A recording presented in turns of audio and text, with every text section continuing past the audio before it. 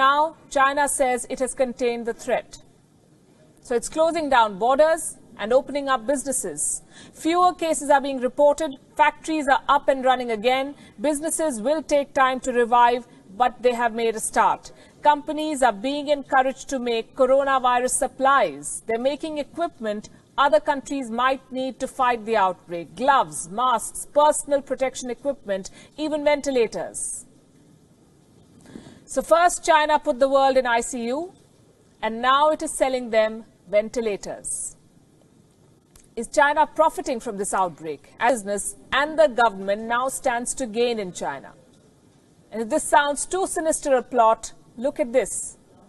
This is a book written in 1999, and this could offer clues into the Chinese mindset. It's called Unrestricted Warfare, China's Master Plan to Destroy America. It's a book on military strategy. It was written by two Chinese generals, Qiao Liang and Wang Xiangzu. The book makes an argument.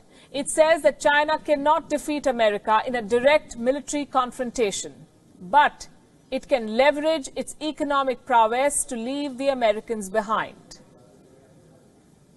Now, the book's assessment has some eerie similarities with the present situation. It is being quoted by conspiracy theorists. They claim that amid this coronavirus crisis, Beijing is executing its world domination plan. On this show, we do not go by conspiracy theories to make our assessments, so we set out to look for the facts. What we found was most interesting, and we have that for you tonight. Let's first talk about the situation in China. What is happening in China right now? Restaurants, zoos, even the Great Wall is open to tourists. Not foreign tourists, because they may bring back the virus, but the Chinese are out and about. As we say in television, they're moving towards normalcy.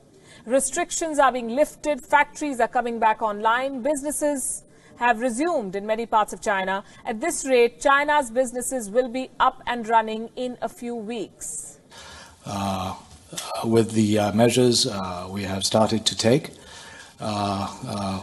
with the return of the work of the workers and the resumption of productive activities by the factories across the country, I think the Chinese economy is coming back to life.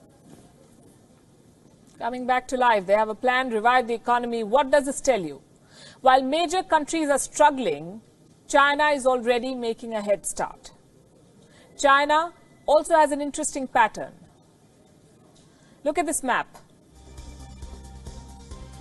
This is Wuhan and the rest of China. The coronavirus outbreak in China is what this map details.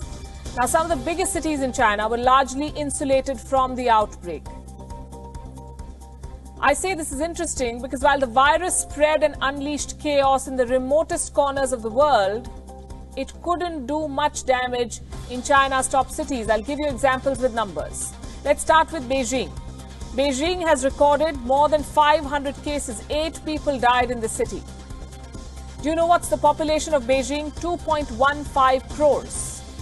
Shanghai reported 468 cases with 5 deaths. Shanghai has a population of 2.4 crores. Among the 10 most densely populated cities in the world, only 5 deaths, less than 500 cases. The point I'm making is that China's financial hubs have largely emerged unscathed from this crisis. They can bounce back quickly.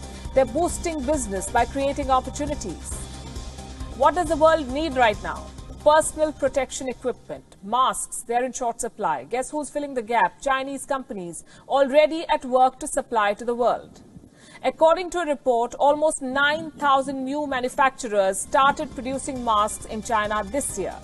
They began business in the first 2 months of 2020. China's daily mask production has crossed 116 million now. Many companies have overseas orders. They're selling outside China. One of the biggest companies is Dawn Polymer. This is a Chinese company. It supplies the fabrics used to make masks. Dawn Polymer has a 40% market share in China. And the value of its shares, the company's shares, has shot up by, listen to this, 417% since January. 417% in 3 months. The holdings of the company's founders now stand at a whopping $1.9 billion. The coronavirus crisis has only meant good news for their business. Here's another example of China creating opportunities from the crisis. Buying out distressed assets. Case in point, Australia. The Scott Morrison government is worried about Chinese companies taking over Australian businesses. Reports say Australia's Foreign Investment Review Board is now gearing up. Why? Because they fear takeover attempts from China. Distressed Australian businesses and assets are on China's radar. It's not just Chinese companies that stand to gain. Foreign companies based in China are also back in action. BMW's factories resumed operations in February itself, last month. Fiat Chrysler has also restarted production. Foxconn has resumed work in its mainland China factories. Foxconn manufactures for leading tech giants like Apple and HP. Tesla's factory in China is back online too, reportedly with help from local authorities. Members of the Chinese government allegedly helped Tesla secure key supplies. The Chinese government is going the extra mile to make sure businesses resume operations. In Shanghai, most foreign businesses are back in action.